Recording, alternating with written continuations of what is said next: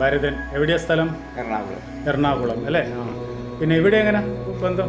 ഇവിടെ എന്ന് പറഞ്ഞു കഴിഞ്ഞാൽ ഞങ്ങളുടെ പൂർവികർ ഇവിടെ വെച്ചാൽ ഞാനിവിടെ ഇങ്ങനെ മലബാറിലേക്ക് വരാൻ കാരണം എന്ന് വെച്ച് കഴിഞ്ഞാൽ എൻ്റെ അമ്മയുടെ അനിയത്തി ഇങ്ങനെ അവർ ഉപജീവന മാർഗം ജീവിക്കാൻ വേണ്ടി അമ്മയുടെ അനിയത്തിനെ കൊണ്ടേക്കുന്ന ആള് കുഞ്ഞച്ചൻ എന്നാണ് ഞങ്ങൾ വിളിക്കുന്നത്. കേശവൻ കുഞ്ഞച്ചൻ.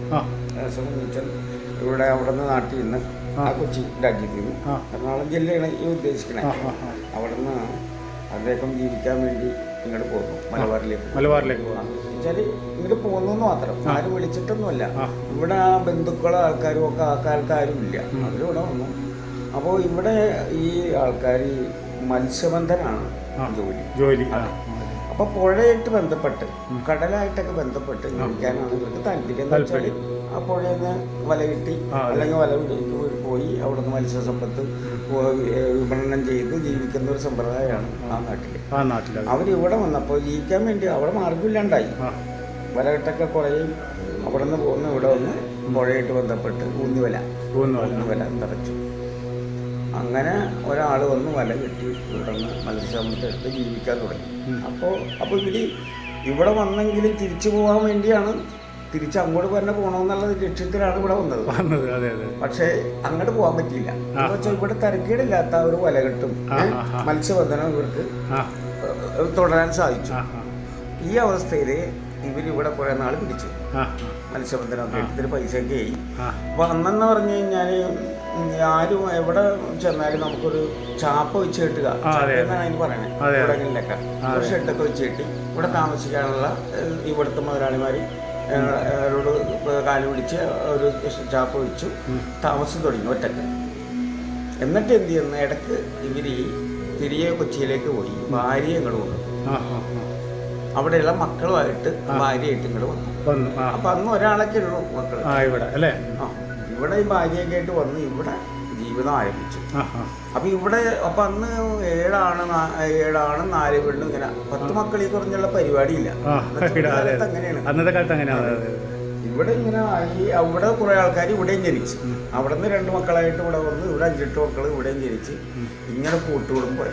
ഇവിടെ നിന്ന് പല സ്ഥലത്തേക്കും ഇവിടെ ഈ ഏരിയ തന്നെ മാറി മക്കളായിട്ട് താമസിച്ചു. ഇവിടുത്തെ ഭഗവതി എങ്ങനെ ഇവിടെ വന്നു?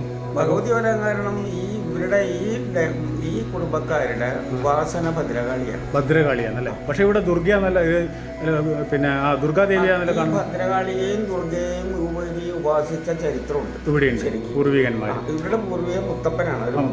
മുത്തപ്പനാണ് ഉപാസനയിൽ.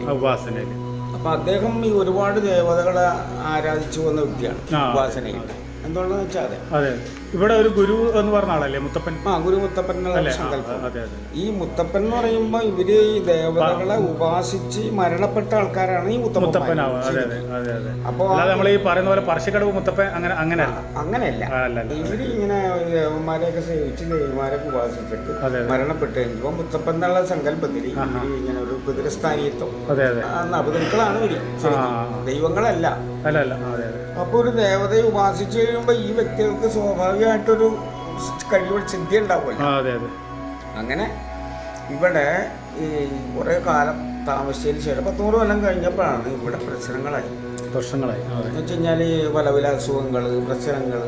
അപ്പൊ അന്ന് സ്വർണ്ണ പ്രശ്നം വെച്ചപ്പോ ഇങ്ങനെ എന്തെങ്കിലുമൊക്കെ വരുമ്പോ നമ്മൾ നോക്കുമല്ലോ എന്താണെന്ന് അറിയാനായിട്ട്. അപ്പൊ ഭഗവതി ഇവിടെ വന്നു എന്നുള്ളതാണ്. ഇവരുടെ പുറകെ ഇങ്ങോട്ട് ഇറങ്ങി പോകും. ഇവരുടെ പുറകെ ഈ ദേവി സങ്കല്പം വന്നു. ശരിക്കും ഭദ്രകാളിയാണ് സേവ ഇവിടെ അല്ലേ?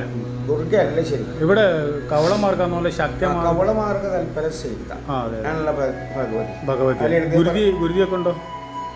ആമൃതി സമ്പ്രദായം ഉണ്ട് അല്ലേ?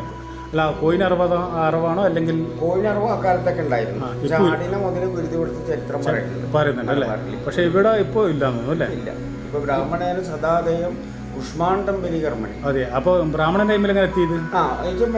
ഈ സാത്വിക കർമ്മങ്ങൾ കുമ്പളങ്ങ ആക്കി എടുക്കുകയാണ്. അതെ. നമ്മളൊക്കെ അങ്ങനെ ചെയ്യാറ്. നമ്മളിപ്പം ഞാൻ അറിവിന് എതിരുള്ള ഒരാളാണ്. ഒരു ജീവനെ നമുക്ക് നശിപ്പിക്കാൻ ആർക്കും അധികാരം അതൊന്നും പാവാം. എന്ന് വെച്ചാൽ നമ്മളെ പോലെ നമ്മളെക്കാളും മുമ്പ് വന്ന് വരാം അവര്. രക്തം വേണമെന്നുണ്ടെങ്കിൽ ഈ ഒരു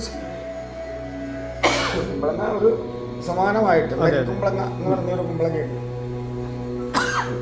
ഈ അറിവ് അത് നരേങ്കുമ്പളങ്ങയില് ചെയ്താൽ മതി. വിശ്വാസമുള്ള എല്ലാം വിശ്വാസം. അങ്ങനെ ഇങ്ങനെ കുങ്കുമൊക്കെ തേച്ച് ഇങ്ങനെ അപ്പോ ഇവിടെ വന്നപ്പോ ഇവര് ഇവിടെ വന്നാലും എന്റെ ദേവി എന്റെ മുത്തപ്പാന്ന് ഇവര് വിചാരിക്കില്ല. അവരുടെ മൂലസ്ഥാനത്ത് വിചാരിച്ചിട്ടല്ലേ ഇവരിവിടെ പ്രാർത്ഥന ജീവിക്കണം. അപ്പൊ ഭഗവതി സങ്കല്പോടെ വന്നു. ഇവർക്ക് അറിയില്ലായിരുന്നു ഇങ്ങനെ കൊള്ളയും ഛർദിയും സൂര്യയും പല അസുഖങ്ങളും വന്നപ്പോ ഇതിനെ സ്മരിക്കാൻ പോകുന്നത്. അപ്പോഴാണ് ഇങ്ങനെ ദേവി സങ്കല്പുണ്ടെന്ന് മുത്തപ്പനൊക്കെ കണ്ടുപിടിച്ചത്. അങ്ങനെ ഈ ക്ഷേത്രത്തിന്റെ ശരിക്കും പേരെന്താ? നാറാത്ത് ദുർഗാംബിക ക്ഷേത്രം. നാറാത്ത് ദുർഗാംബിക ക്ഷേത്രം അല്ലേ? ദുർഗ തന്നെയാണ്.